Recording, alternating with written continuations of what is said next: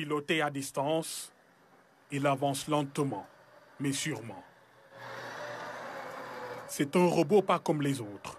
Sa particularité, il transporte nourritures et médicaments dans les chambres des patients mis en quarantaine et surtout parle plusieurs langues, comme le Wolof ici.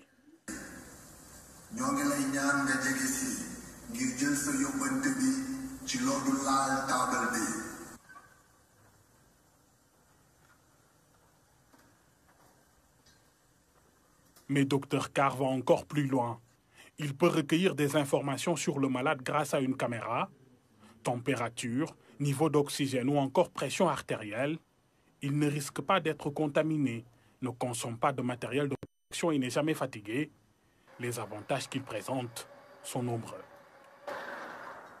Donc nous avons conceptualisé Dr Carr dans un contexte où aujourd'hui les personnels de santé ont des équipements limités.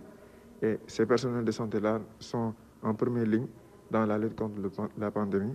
Donc on s'est concerté, on a vu important de mettre en place ce robot-là qui permettra non seulement de protéger ces personnels de santé-là, mais permettra aussi de densifier le matériel et la logistique côté combat contre la pandémie. Derrière cette innovation, 3 étudiants de l'École supérieure polytechnique de l'Université de Dakar. Parmi eux, Pape Momodou, étudiant en génie mécanique et design industriel. C'est lui qui a assuré la partie robotisation, de la conception à la réalisation.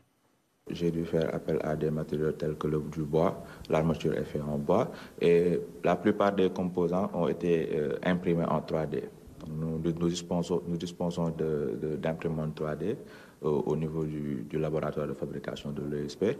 Donc, la plupart des pièces ont été imprimées en 3D puis implémentées dans le robot. La politique de l'École supérieure polytechnique est claire. Accompagner les étudiants sur tous les plans, mais surtout les pousser à entreprendre. Nous accompagnons les étudiants dans leur innovation. Les étudiants se déplacent beaucoup.